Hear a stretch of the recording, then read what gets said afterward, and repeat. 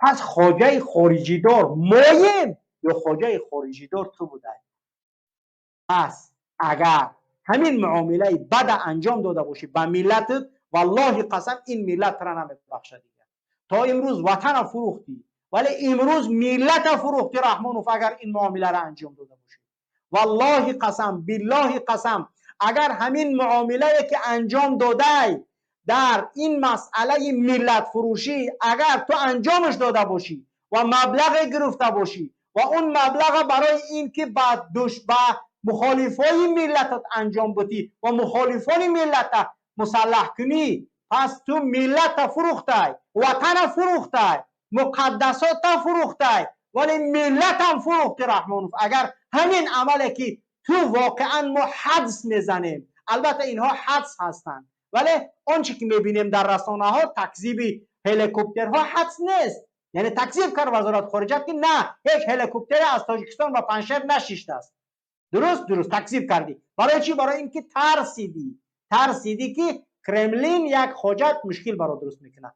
خب مشکل دوم پاکستان آمد از اون چی معامله انجام داده نداده اونش پیش تو و پیش الله است. حتما ما اونه چی در این دنیا و چی در آخرت از اون معامله انجام داده تو ان شاء الله آگاه میشین. هیچ چیزی نیست که پنهان پشتی چیز باقی بماند. اگر معامله انجام داده باشی در سفر پاکستان و یک بار سفر غیر رسمی و سفر رسمی، در این دو سفر معامله انجام داده باشید که شما با من پلا بتید، من از یعنی که این سرحد از این طرف من کمک میکنم طالبه، از اون طرف پاکستان شما کمک کنید طالبه، پس ملت فروختی با پول و با اون چیزی که تو معامله انجام دادی. پس ملت رحمان فروختی، تو تاجیک فروختی، وطن فروخته بودی، مقدسات فروخته بودی، وجدان و ناموس فروخته بودی، ولی امروز اکن ملت هم فروختی، تاجیک فروختی، تاجیک خیانت کردی، بر این ملت خیانت بزرگ نابخشودنی کردی که دیگر ترا نه این ملت و نه گذشتگان این ملت و نه آیندگانش میبخشند. هیچ کسی از این ملت ترا نمیبخشه. تو باید آنچه که گفتی عملا انجام بدی.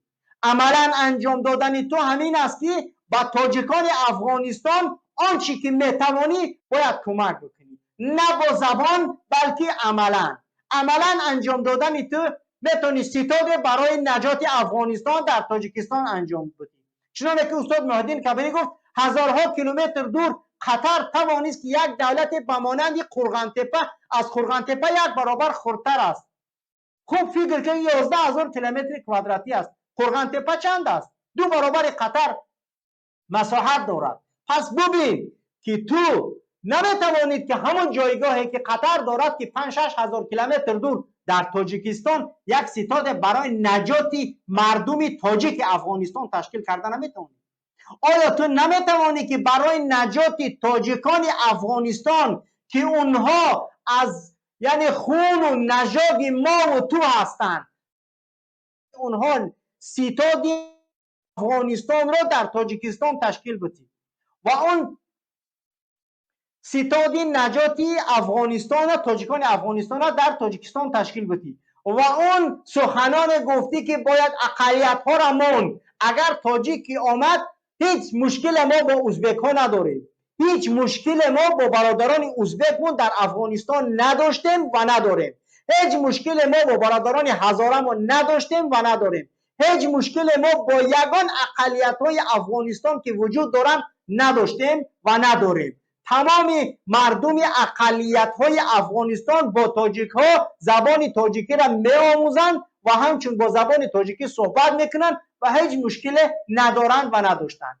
ولی مشکلی که فعلا گنوسید ملت تاجیک قرار دارد، رحمانو با این معامله انجام داده تو این ملت فروختی.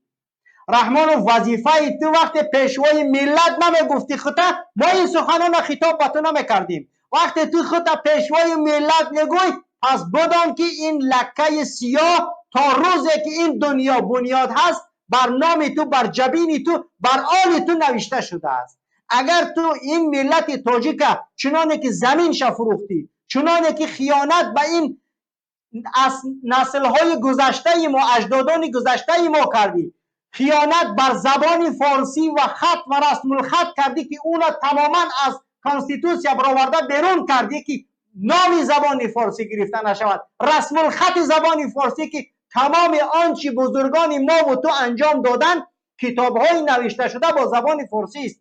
هزارها سال ملت تاجیک تو پیش می‌بردی اگر رسم الخط فارسی را قبول می‌کردی که نکردی، چون دشمنی بر این خط داری، دشمنی بر این ملت داری. ولی امروز ملت فروختی. تو چگونه پیشوای ملت هستی که ملت نمیتونی حمایت کرده؟